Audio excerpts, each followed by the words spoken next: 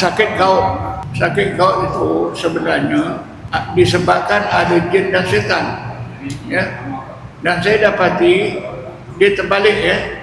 Kalau gout itu di tangan, jin itu di kaki. Kalau gout itu di kaki, jin itu di tangan. Contohnya ya, seorang makcik tua, ibu tua umur 75, tangan kanan kena gout, bengkak, kulitnya itu sampai merening, macam nipis sangat kulitnya, tak boleh bergerak sikit.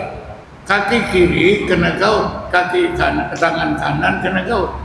Jadi saya ambil dah kayu sebesar ini, saya ketuk pukul lali kaki kanan. Kejap saya dalam 2-3 minit. Ya. Tangan ibu ni yang bengkak tadi terus jatuh. Hilang. Terus boleh digenggam-genggamkan. Kaki sebelah kiri saya ketuk tulang dekat pergelangan tangan ni. Dalam 2-3 minit. Jadi seluruhnya itu saya rawat dalam 10-15 minit. Sudah hilang. Jadi inilah rahsia pukulan. Tapi sakit. Kalau tidak ada jin dan setan, tak sakit. Bila sakit itu menunjukkan ada jin dan setan. Sebab itu jin dan setan ni boleh kita pukul. Dan dia boleh mati kalau tak keluar. Kadang-kadang tersebut, mati aku. Siapa yang cakap itu jin itulah. Tapi gunakan suara pesakit.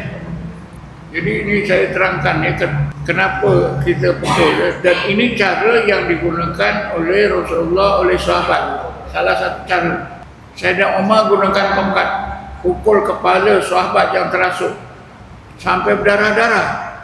Sahabat lain kata, ini nanti mati orang ni, nanti mati ni. Tapi akhirnya setan di kepala itu keluar, orang itu sedar. Jadi saya dah terangkan cara asap ya.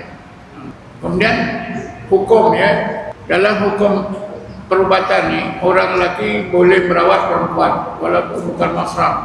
Sebaliknya begitu, orang perempuan boleh rawat lelaki kalau diperlukan. Ini bukan petua saya, tapi petua Imam Syuuti dalam kitabnya Tibbun Nabawi, dalam kitabnya Al-Jan. Imam Syuuti meninggal dunia 900 Hijrah. Dia seorang ahli hadis. Dia bukan pandangan saya.